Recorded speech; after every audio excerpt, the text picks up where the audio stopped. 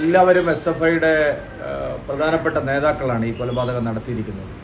ആഴ്ചകളോളം ഒരു ചെറുപ്പക്കാരനെ പീഡിപ്പിച്ച് കൊലപ്പെടുത്തിയിട്ട് ആ കൊലപാതകത്തിൽ പ്രതികളെ നിയമത്തിനു മുമ്പിൽ ഹാജരാക്കുന്നതിന് പകരം അവരെ സംരക്ഷിക്കുന്ന നടപടിയാണ് പിണറായി വിജയനും ആഭ്യന്തര വകുപ്പും എടുക്കുന്നതെന്ന് ഞങ്ങൾ നേരത്തെ തന്നെ പറഞ്ഞിട്ടുള്ള കാര്യമാണ്. ആ കാര്യം തന്നെയാണ് സിദ്ധാർത്ഥന്റെ പിതാവിന്റെ വെളിപ്പെടുത്തലിലൂടെ ഇപ്പോൾ പുറത്തു വന്നിരിക്കുന്നത്. മാത്രമല്ല അദ്ദേഹം MM മണിയെ പോലുള്ള നേതാക്കന്മാർ പ്രതികളെ സംരക്ഷിക്കുന്നു എന്നുകൂടി പരസ്യമായി പറഞ്ഞിരിക്കുകയാണ്. സിദ്ധാർത്ഥന്റെ കുടുംബത്തെ മുഖ്യമന്ത്രി ചതിച്ചു എന്നാണ് അദ്ദേഹം പറഞ്ഞിരിക്കുന്നത്. അക്ഷരാർത്ഥത്തിൽ ശരിയായിട്ടുള്ള ഒരു കാര്യമാണിത്. കേരളത്തിൽ കുറ്റവാളികളെയും അക്രമകാരികളെയും ഗൂണ്ടാ സംഘങ്ങളെയും ക്രിമിനലുകളെയും സംരക്ഷിക്കുന്ന സർക്കാരാണ് കേരളത്തിൽ അധികാരത്തിലിരിക്കുന്നത്.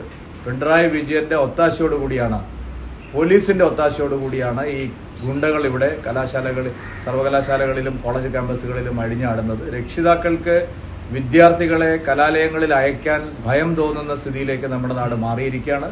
സമ്പൂർണ്ണമായിട്ടും ഇതിന്റെ ഉത്തരവാദിത്വം LDF ഗവൺമെന്റിനാണ്. ഇവിടുത്തെ പ്രധാന പ്രതിപക്ഷമായിട്ടുള്ള UDF ഇക്കാര്യത്തിൽ ശക്തമായിട്ടുള്ള ഒരു ഇടപെടൽ നടത്തുന്നില്ല.